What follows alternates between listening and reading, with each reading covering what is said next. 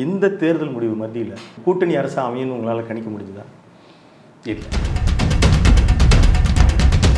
ராகுல் காந்தி உட்பட, கார்கே உட்பட ஒருவருமே எதிர்பாராத ஒரு முடிவு. ஆனால் நாம் ஒரு வரக்கூடாது என்பது தான் என்னுடைய கருத்து. இல்லை, மோடியினுடைய தலைமையில் ஆட்சி சில தவறுகளை செய்திருக்கிறது. RSSனுடைய தலைவராக உள்ள மோகன் பகவத் அவர்கள் பேசிய பேச்சை இந்த நாட்டில் உள்ள அனைவரும் படிக்க வேண்டும் என்று நான் ஆசைப்படுகிறேன். இரண்டாவது, தன்னையே ஒரு அவதார புருஷனை போல் அவர் சித்தரிக்க முயன்றதை மக்கள் ரசிக்கவில்லை. நானே ரசிக்கிறேன். ஒரு கட்சியை உடைப்பதும், அந்த கட்சியை உடைத்து சிதைப்பதும், அங்கிருந்து ஆட்களை தன் பக்கம் இழுப்பதும், அதில் அமித்ஷாவும் மோடியும் மிகப்பெரிய அளவுக்கு முனைவர் பட்டம் பெற்றவர்களாக இன்றைக்கு இருக்கிறார்.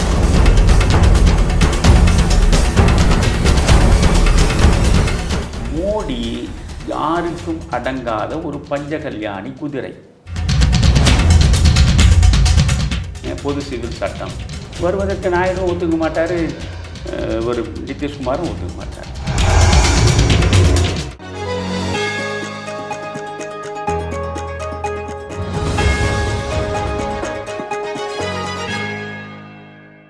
தமிழகம் நேயர்களுக்கு இனிய வணக்கம். இன்றைய சிறப்பு விருந்தினராக காமராஜர் மக்கள் கட்சியினுடைய நிறுவன தலைவர் திரு தமிழருவி மணியன் அவர்கள் இணைந்திருக்கிறார். அவரோடு நடப்பு அரசியல் குறித்து பேசுவோம். ஐயா வணக்கம். வணக்கம் விஜயராகவன். ஐயா, தொடர்ந்து நீங்கள் தேர்தல் முடிவுகள் எல்லாம் முன்கூட்டியே நீங்கள் எஃப்எம்லேருந்து, டிவியிலேருந்து, பேப்பர்லேருந்து எல்லாம் முன்கணித்து சொல்லிட்டு வந்திருக்கீங்க, நாங்கள் பார்த்துருக்கோம். இந்த தேர்தல் முடிவு மத்தியில் கூட்டணி அரசு அமையும்னு உங்களால் கணிக்க முடிஞ்சுதா? இல்லை. அதாவது இரண்டு பக்க முடிவுகளுமே எதிர்பாராத முடிவுகள். எந்த நிலையிலும் 272 என்கின்ற அந்த இலக்கை மிக சாதாரணமாக மோடியினுடைய தலைமை பெற்றுவிடும் என்பதில் எனக்கு பூரணமான நம்பிக்கை இருந்தது. நண்பர் கோயம்புத்தூரில் ராதாகிருஷ்ணன் என்று இருக்கிறார், என்னுடைய உயிருக்குயிரான நண்பர் அவர். நான் கோவைக்கு செல்லும் பொழுதெல்லாம் அவர் சொல்லுவார், நீங்கள் நினைப்பது போல் இந்த முறை நடக்காது, நீங்கள் வேண்டுமானால் பாருங்கள், 270 இடங்கள் கூட இந்த தேசிய ஜனநாயக கூட்டணி பெறாது என்று சொல்லுவார். எந்த அடிப்படையில் சொல்கிறீர்கள்? நீங்கள் ஏதோ ஒரு கனவுலகத்தில் இருக்கிறீர்கள், உங்கள் விருப்பத்தை நீங்கள் வெளிப்படுத்துகிறீர்களே தவிர, ஆனால் இது யதார்த்த நிலவரம் இல்லை என்று தான் ஒவ்வொரு முறையும் சொல்லுவேன். இப்பொழுது அண்ணாமலைக்காக நான் ஒரு நாள் போய் விட்டு திரும்புகிற பொழுதும், நான் செல்லுகிற பொழுதெல்லாம் என்னை விமான நிலையத்தில் வரவேற்பதும், என்னை வழி அனுப்புவதும் 40-45 ஆண்டு காலமாக அவர் தான் உற்ற நண்பர். அப்பொழுது கூட அவர் சொன்னார், அவர் எப்பொழுதுமே என்னை தலைவர் என்று தான் பேசுவார், சார், ஐயா, மணியன் அப்படிலாம் பேச மாட்டார். அவர் தமிழ்நாடு காங்கிரஸ் கட்சியின் மாநில துணைத் தலைவராகவும் பொறுப்பில் இருந்தவர், அப்பழுக்கற்ற ஒரு நேர்மையாளர். நான் விமான நிலையத்தில் இறங்கியதுமே சொன்னார், நான் இப்பொழுதும் சொல்கிறேன், 270 தேசிய ஜனநாயக கூட்டணி தாண்டாது அப்படின்னாரு. அது இட் இஸ் ஒரு விஷுவல் திங்கிங் ராதா, அது பிரச்சனையே இல்லை, ரொம்ப எளிதாக கிடக்கும்னு சொன்னேன்.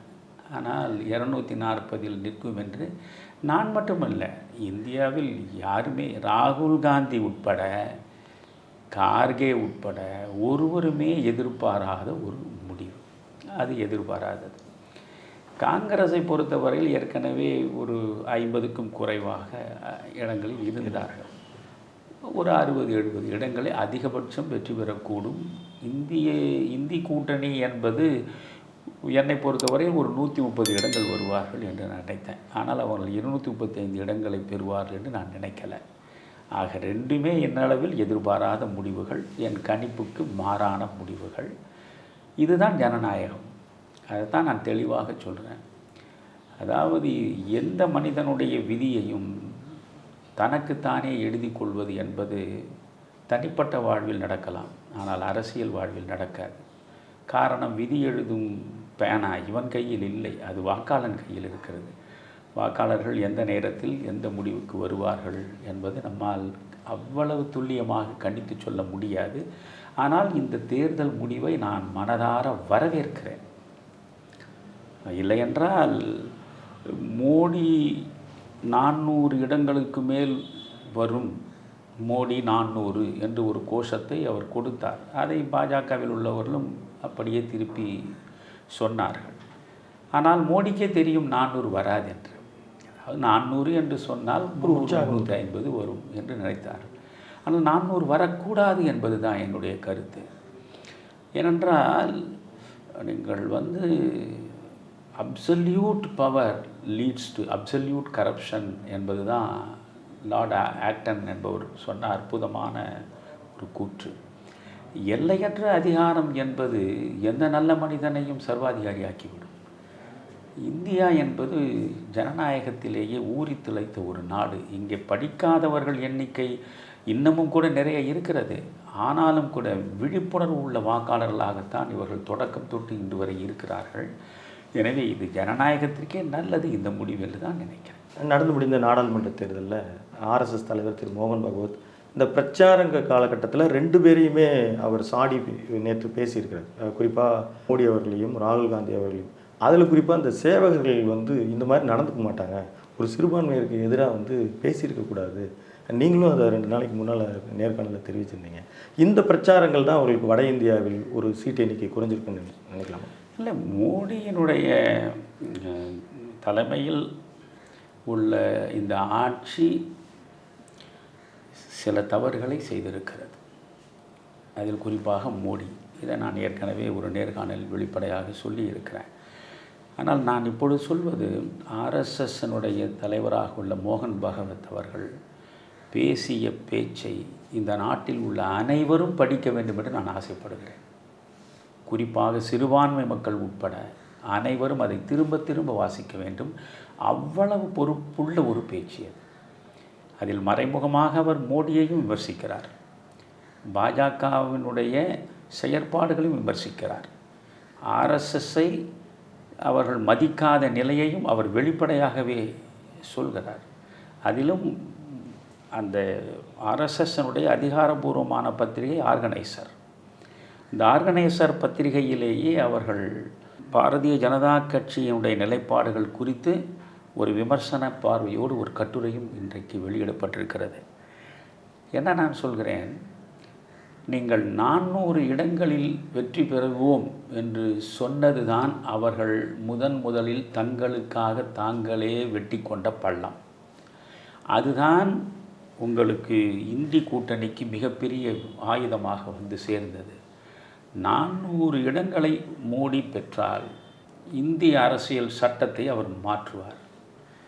ஆக இந்திய அரசியல் சட்டம் கொடுத்திருக்கக்கூடிய அத்தனை அடிப்படை உரிமைகள், பாதுகாப்பு அனைத்தும் பறிக்கப்படும். இது இந்திய ஜனநாயகத்திற்கே எதிரானது, தனிநபர் ஆட்சிக்கு வழிவகுக்கக்கூடியது என்றெல்லாம் இவர்கள் பேசுவதற்கான களத்தை மோடி தான் கொடுத்தார். அதை அவர்கள் மிக தெளிவாக பயன்படுத்தினார்கள். குறிப்பாக உத்தரப்பிரதேசத்தில் அகிலேஷ் யாதவ் திரும்ப 2 விஷயங்களைத்தான் அவர் தன்னுடைய பரப்புரையில் வெளிப்படுத்தினார். ஒன்று, இவர்கள் 400 இடங்களை பெறுவதாக சொல்கிறார்கள். 400 இடங்களை பெற்றுவிட்டால் இந்திய அரசியலமைப்பு சட்டத்தையே முழுவதுமாக இவர்கள் மாற்றிவிடுவார்கள்.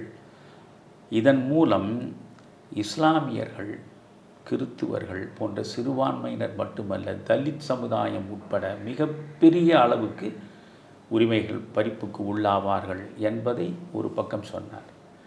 அதே மாதிரி இடஒதுக்கீடு பற்றி தேவையில்லாமல் மன்மோகன் சிங் எப்பொழுதோ சொன்னதை வைத்துக்கொண்டு இந்த நாட்டின் செல்வ வளங்களை நாம் பகுத்து கொடுப்பதாக இருந்தால் முதலில் அது இஸ்லாமியர்களுக்குத்தான் பெரும்பான்மையாக போய் சேர வேண்டும் என்று மன்மோகன் சிங் எப்பொழுது சொன்னார் என்று இந்த நாட்டில் எவனுக்கும் தெரியாது. மன்மோகன் சிங்குக்கே அது நினைவில் இருக்காது. அதை எடுத்து இவர் எப்பொழுது பேசத் தொடங்கினார், அவர் என்ன சொல்கிறார், இது ஓபிசியினுடைய, தலித்துகளுடைய, தொல்பழங்குடியினருடைய உரிமைகளையெல்லாம் பறித்தெடுப்பதற்கு, இவை அனைத்தையும் இஸ்லாமியர்களுக்கு கொண்டு போய் கொடுப்பதற்கு வழிவகுக்கும் என்பது போல் அவர் பேசினார். இதன் மூலம் பிற்படுத்தப்பட்ட சமூகத்துடைய வாக்குகளை அதிகமாக நாம் பெற்றுவிட முடியும், எஸ்சி எஸ்டி வாக்குகளை அதிகமாக பெற முடியும் என்ற ஒரு தப்பு கணக்கை பிரதமர் போட்டார். இதன் விளைவு என்ன ஆயிற்று? நீங்கள் முத்தலாக்கின் மூலமாக இந்த மோடியின் மீது இருக்கிற வெறுப்பு தணிந்து இஸ்லாமியர்களிலேயே பல பேர் உத்தரப்பிரதேசத்தில் வாக்களித்திருக்கிறார்கள். காரணம், இந்தியாவிலேயே அதிகமான இஸ்லாமிய மக்கள் இருக்கக்கூடிய மாநிலம் உத்தரப்பிரதேசம்தான். எனவே அவர்களிலேயே பல பேர் விரும்பி யோகிக்கு வாக்களித்தார்கள், மோடிக்கும் வாக்களித்தார்கள். இப்பொழுது இவர் செய்த செயல் ஒட்டுமொத்த இஸ்லாமிய சமூகமும் ஒன்றாக சேர்ந்து இண்டி கூட்டணிக்கு வாக்களிக்கக்கூடிய சூழலை இவர்தான் உருவாக்கினார். அதைத்தான் இப்பொழுது ஆர்எஸ்எஸ் குற்றமாக கூறுகிறது. இரண்டாவது, தன்னையே ஒரு அவதார புருஷனை போல் அவர் சித்தரிக்க முயன்றதை மக்கள் ரசிக்கவில்லை. நானே ரசிக்கவில்லை. நீங்கள் உங்களை பற்றி நீங்களே மிக அதிகமாக புகழ்ந்து கொண்டிருந்தால் அந்த புகழ் சொற்கள் உங்களுக்கு மகிழ்ச்சியை தரலாம், கேட்பவனுக்கு எரிச்சலை தான் தரும். அதனால் மோடி செய்த தவறுகள் 2. ஒன்று, இஸ்லாமியர்கள் அனைவரும் ஒன்றாக சேர்ந்து இண்டி கூட்டணியின் பக்கம் வாக்களிப்பதற்கான வழியை அவர்தான் உருவாக்கினார், அவர் பரப்புரைகள் மூலம்.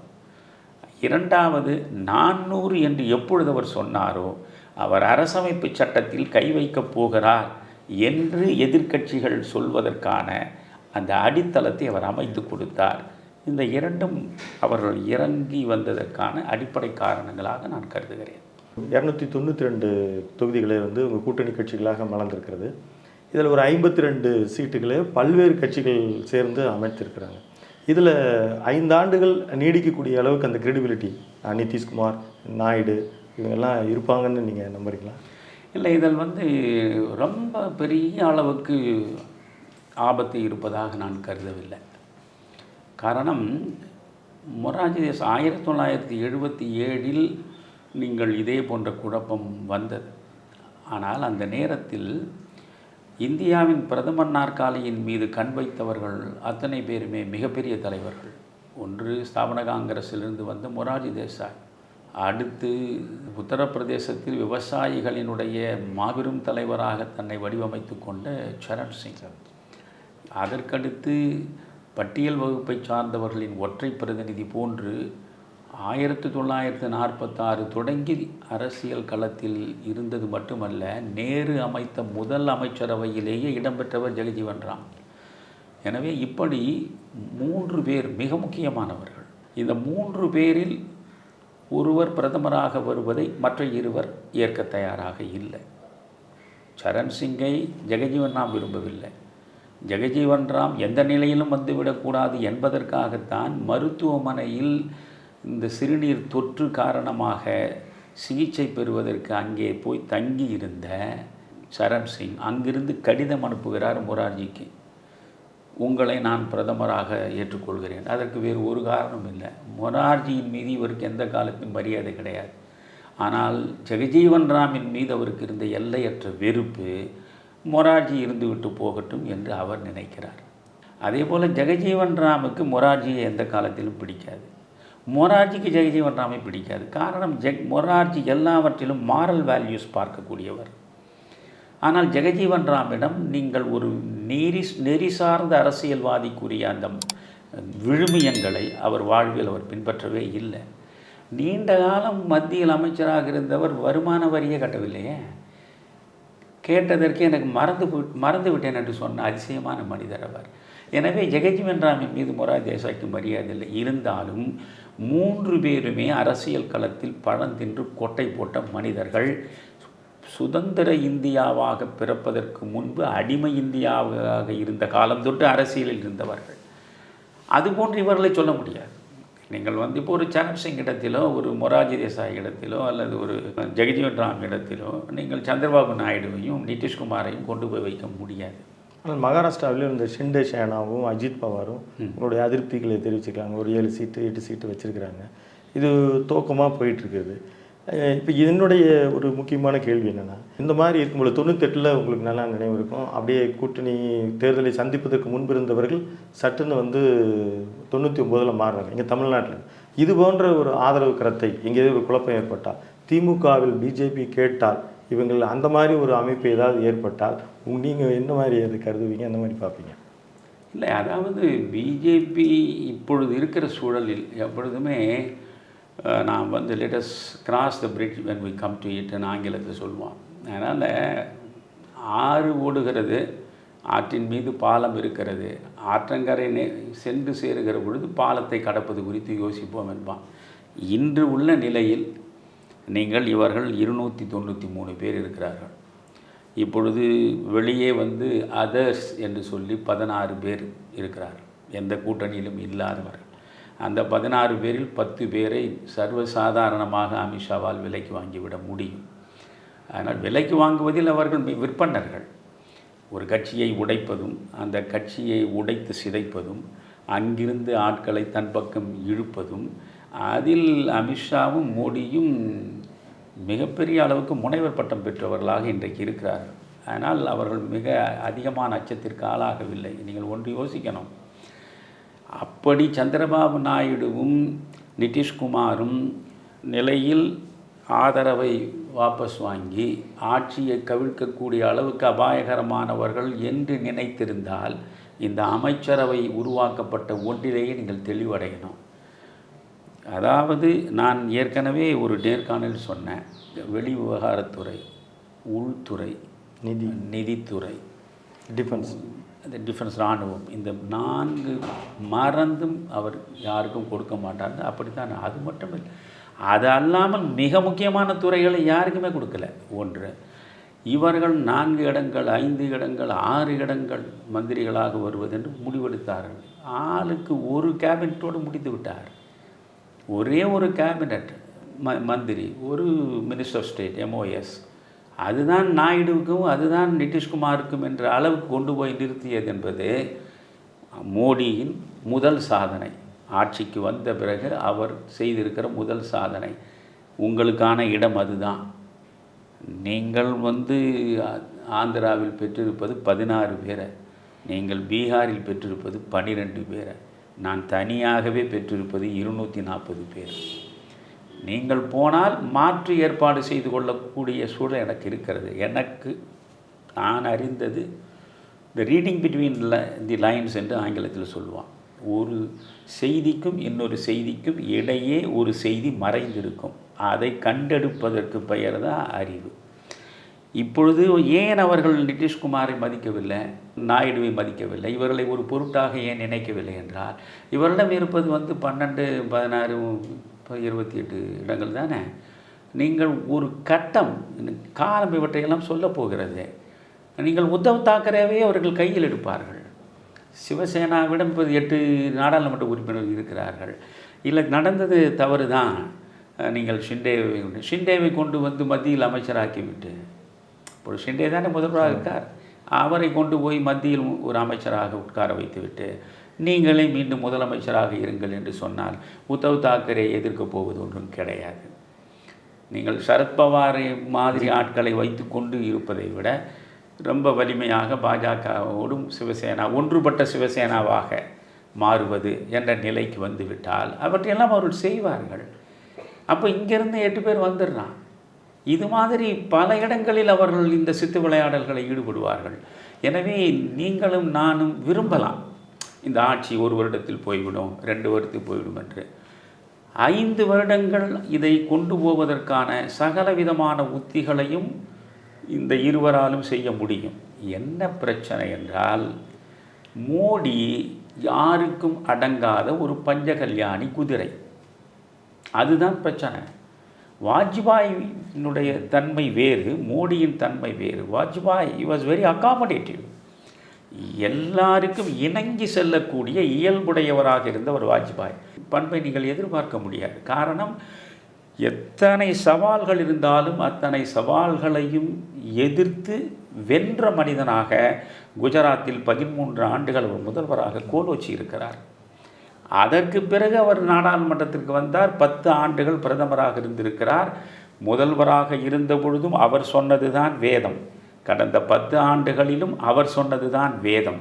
அப்படியே பழகிவிட்ட மனிதன் அவர். அவரை ஒரு கட்டுக்குள் வைக்க வேண்டும் என்று இவர்கள் கலகக்காரர்களாக புறப்பட்டால் இவர்களை எப்படி சமாளிப்பது என்பது அவருக்கு தெரியும். ஆனாலும் மிகப்பெரிய அளவுக்கு ஒரு எதிர்ப்புணர்ச்சியை உருவாக்குகிற பொழுது அவர் என்ன செய்வார்? பெரும்பான்மை அவர் கையில் இருக்கும், ஆட்சியை கலைப்பார். இவையெல்லாம் நடந்திருக்கிறது. ஏற்கனவே இந்த நாட்டின் அரசியல் பழைய பக்கங்களை எல்லாம் நீங்கள் புரட்டினால் நடந்திருக்கிறது. ஒன்றுமே இல்லை. சரண் சிங் இந்திரா காந்தியை சிறையில் அனுப்பி வைப்பதை தவிர வேறு வழியே கிடையாது என்று தீவிரமாக இருந்த மனிதன். ஜனதா கட்சி ஆட்சிக்கு வந்த அடுத்த கணமே இந்திரா காந்தியை சிறைக்கு உள்ளே வைக்க வேண்டும் என்று தொடர்ந்து அவர் வலியுறுத்தினார். அதற்காகத்தான் அவர் உள்துறை அமைச்சராகவே பொறுப்பை ஏற்றுக்கொண்டார். ஆனால் மொரார்ஜி அதற்கு உடன்படவில்லை. அதற்கு வாஜ்பாய் போன்றவர்களும் உடன்படவில்லை. நீங்கள் ஒரு எதிர்க்கட்சி தலைவராக சரிந்து கிடக்கிறார், அவரை நீங்கள் சிறையில் கொண்டு போய் வைத்தால் அவர் தியாகியாக மாறுவார், அவருக்கான ஆதரவு கூடும் என்று பலர் சொல்லியும் அவர் கேட்கவில்லை. எல்லாரையும் மீறி சரண் சிங் அந்த உள்துறை அமைச்சர் பொறுப்பை வைத்துக்கொண்டு இந்திரா காந்தி மீது வழக்கு வைத்து சிறை அனுப்பினார். அது கோர்ட்டு உடனடியாகவே ஆதாரமே இல்லை என்று அது தள்ளிவிட்டது. அந்த அளவுக்கு இந்திரா காந்தியிடம் எதிர்ப்புணர்ச்சியும் வெறுப்புணர்ச்சியும் கொண்டவர் தானே அவர் தனிப்பட்ட முறையில் சரண் சிங் மற்றவரிடம் பேசுகிற பொழுது விக்கெட் கிளியோபாட்ரா என்று தான் சொல்லுவார். விக்கெட் கிளியோபாட்ரா என்றால் என்ன? ரொம்ப மோசமான பண்பு நலன் கொண்ட ஒரு கிளியோபாட்ரா தான் இந்த இந்திரா காந்தி என்று சொன்ன அந்த மனிதன் மொரார்ஜியினுடைய ஆட்சி விழுந்த பிறகு அடுத்து ஜெகஜீவன் ராமை கொண்டு வரலாமா என்று ஜனதா கட்சி நாடாளுமன்றம் கூடி முடிவெடுக்கிற நிலையில் சஞ்சீவ் ரெட்டி குடியரசுத் தலைவராக இருக்கிறார். அவருக்கு மொரார்ஜியை பிடிக்காது. அவர் குடியரசுத் தலைவராக இருக்கிறார். அவர் ஒரே நேரத்தில் நீங்கள் ஆட்சி அமைப்பதற்கு உங்களுக்கு வாய்ப்பு தருகிறேன் என்று முதலில் அவர் ஒய்பி சவானை தான் கூப்பிடுறார். காரணம் காங்கிரஸ் கட்சியின் தலைவராக இருந்தார் அவர் பார்லிமெண்ட்டில். ஒய்பி சவான் 4 நாட்கள் முயன்று பார்த்தார். அந்த இப்பொழுது 272, அப்போது 270. அந்த 270 அவரால் எட்ட முடியவில்லை. என்னால் முடியவில்லை, இந்த வாய்ப்பை என்னால் பயன்படுத்தி கொள்ள முடியாது என்று சொல்லிவிட்டார். பிறகு என்ன செய்கிறார் சஞ்சீவ் ரெட்டி? எல்லாருமே சாதாரண ஆட்கள் இல்லை, அரசியல் சூழ்ச்சியிலேயே திளைத்தவர்கள் அவர்கள். ஒரே நேரத்தில் ஜனதா கட்சியில் இருக்கிற ஜெகஜீவன் ராமையும் ஆட்சி அமைப்பதற்கு அழைக்கிறார், சரண் சிங்கையும் ஆட்சி அமைப்பதற்கு அழைக்கிறார். நீங்கள் 2 பேரும் முட்டி மோதிக்கொள்ளுங்கள் என்று. அதில் பிறகு ஜெகஜீவன் ராமாலும் முடியலை, சரண் சிங்காலும் முடியலை. சரண் சிங் தன்னுடைய சகாக்களிடமே சொல்கிறார், நான் எப்படியாவது பிரதமராக வேண்டும் என்பதுதான் என்னுடைய வாழ்க்கையின் ஒரே கனவு, ஆனால் அந்த கனவு நிறைவேறாமல் போய்விட்டதே என்று புலம்புகிறார். அந்த நேரத்தில் குடியரசுத் தலைவர் மாளிகையிலிருந்து சரண் சிங்குக்கு சஞ்சீவ் ரெட்டியை தொலைபேசியில் தொடர்பு கொண்டு பேசுகிறார். நீங்கள் ஆட்சி அமைக்க நான் அழைப்பு விடுக்கிறேன், வாருங்கள் என்கிறார். இவருக்கு போதிய அளவுக்கு எண்ணிக்கை கிடையாது என்பது சஞ்சீவ் ரெட்டிக்கு தெரியும். ஆனால் நீங்கள் அந்த ஆட்சி பொறுப்பை ஏற்றுக்கொண்டு பிறகு நீங்கள் மெஜாரிட்டியை நிரூபிக்கணும்னு சொல்கிறார். உடனடியாக இந்திரா காந்தி இவருக்கு ஆதரவு கொடுக்கிறார். அப்பொழுது சஞ்சய் காந்தி சொன்னது தான் சரித்திரம். என்னுடைய நோக்கம் ஜனதா கட்சியை ஆட்சியிலிருந்து அகற்றுவது என்பது அல்ல, ஜனதா கட்சியையே முற்றாக அழிப்பது. அதை முற்றாக அழிப்பதற்குத்தான் முதலில் மொரார்ஜி தேசாய்க்கு முடிவு கட்டினோம். மொரார்ஜி தேசாய் முடிந்தார். அடுத்து இந்த ஜெகஜீவன் ராம், சரண் சிங் இவர்களையும் முடித்து விட வேண்டும் என்ற கணக்கோடு சரண் சிங்குக்கு ஆதரவு என்று சொன்னார். நாடாளுமன்றத்தை சந்திக்காத பிரதமர் 30 செகண்டு, நான் சொல்கிறது 30 நிமிடம் இல்லை, 30 நொடி அப்படி போடுறீங்க பாருங்க சிட்டிகை. 30 நொடி சேர்ந்தாற்போல் நாடாளுமன்றத்தில் சரண் சிங்கால் பிரதமர் நாற்காலி உட்கார முடியலை. புரிகிறதா? ஆனால் அந்த சரண் சிங்கை முதல்ல இந்திரா காந்தி என்னை பாருங்கள், என்னை பார்த்து பிறகு நான் சிலவற்றை சொல்கிறேன், அதெல்லாம் கேளுங்கன்னு சொன்னபோது சரண் சிங் சொன்னார், நிபந்தனைகளுக்கெல்லாம் உட்பட்டு உங்கள் ஆதரவை பெற நான் தயாராக இல்லையே. அவர் அனுப்பிய தூதரிடம் சரண் சிங் சொல்கிறார், அதெல்லாம் இல்லை, இத்தனைக்கு இவருக்கு எந்த பெரும்பான்மை இல்லை, நான் நினைத்தால் இப்பொழுதே பிரதமர் ஆகிட்டார், அவர் நாடாளுமன்றத்தை கலைத்து விடுவேன்னு போய் சொல்லுங்கள். ஏனென்றால் நாடாளுமன்றத்தை நான் கலைப்பது என்று முடிவெடுத்தால் உங்கள் காங்கிரஸ் கட்சியில் இருக்கிற நாடாளுமன்ற உறுப்பினர்களே உங்களுக்கு உதவி செய்ய மாட்டான், 5 வருஷம் முழுமையாக இருக்கணும்னு தான் நினைப்பான். இப்போது செகண்டு கூட இருக்க முடியாத மனிதனே நாடாளுமன்றத்தை கலைக்க முடியும்னு போய் நிற்கிற நிலை இருந்தால் மோடியால் முடியாதா என்ன? ஸோ மோடி ஒரு கட்டம் வரை பார்த்து பொறுமையாக இருப்பார். ஒன்றும் இல்லை, நம்ம நினைத்தது நடத்த முடியலைன்னு வச்சுங்க. இப்போ ஒன்றும் இல்லை, யூனிஃபார்ம் சிவில் கோடு, பொது சிவில் சட்டம் வருவதற்கு நாயுடும் ஒத்துக்க மாட்டார், ஒரு நிதிஷ்குமாரும் ஒத்துக்க மாட்டார். பிஜேபியை பொறுத்தவரையில் ஜாதி வாரியாக கணக்கெடுப்பு என்பதை அவர்கள் விரும்பிக்கொள்ள மாட்டார்கள். ஆனால் ஜாதிவாரி கணக்கெடுப்பை அவர் நடத்தி முடித்து விட்டார் பீகாரில் நிதிஷ்குமார். அப்படி என்றால் ஜாதிவாரி கணக்கெடுப்பு வேண்டும் என்று தான் அவர்கள் சொல்லுவார்கள். இஸ்லாமியர்களுக்கு இடஒதுக்கீடு கூடாது என்பதைத்தான் பரப்புரைகளில் மிக அழுத்தமாக சொல்லிக்கொண்டே வந்தார் மோடி. இப்பொழுது சந்திரபாபு நாயுடுடைய மகன் தெளிவாகவே பேட்டி கொடுத்திருக்கிறார், ஆந்திராவில் இஸ்லாமியர்களுக்கு இடஒதுக்கீடு கொடுப்போம் என்று. இது போன்ற முரண்பாடுகள்லாம் வரும். அப்பொழுது மோடி யோசிப்பார், இது போன்ற முரண்பாடுகளை வைத்துக்கொண்டு நாம் ஆட்சி நடத்துவதை விட இந்த ஆட்சியை கலைத்து விட்டு மக்களிடம் செல்லலாம், மறுபடி ஒரு ஃப்ரெஷ் மேண்டேட், தம்பிங் மெஜாரிட்டி இவற்றை பெறலாம் என்று நினைக்கலாம். அதனால் அரசியலில் இது இப்பொழுது இவ்விதம் நடக்கும் என்று யாரும் எதையும் முன்கூட்டி சொல்ல முடியாது என்பதற்கு தான் இவ்வளவு விளக்கங்களும் சொல்ல. அதிகமாக பேசி பாஜகவுடைய தமிழ்நாடு தலைவர் திரு அண்ணாமலை தான் இருந்தார்னு சொல்லி உதயகுமார் உட்பட சொல்கிறாங்க. ஏனென்றால் ஒவ்வொரு சிறுபான்மை வகுப்பை சார்ந்தவர்களும் தெளிவாக ஒரு முடிவில் இருக்கிறார்கள். மோடி எத்தனை நன்மையை செய்தாலும் சரி, பிஜேபி எவ்வளவு நன்மைகளை செய்யக்கூடிய இயக்கமாக தன்னை மாற்றிக்கொண்டாலும் சரி, எங்களுடைய ஏடிஎம்கே இது ஃபைல்ஸ் எல்லாம் வெளியிடுகிறேன் அப்படின்னு சொல்கிறாரு, கூட்டணியில் இருந்துக்கிட்டே எங்களை டேமேஜ் பண்ணுறாரு அப்படின்றது மாதிரி ஒரு கேபி முனுசாமி, சிவி சண்முகம்லாம் அப்படியே கொதிப்பாக பல முறை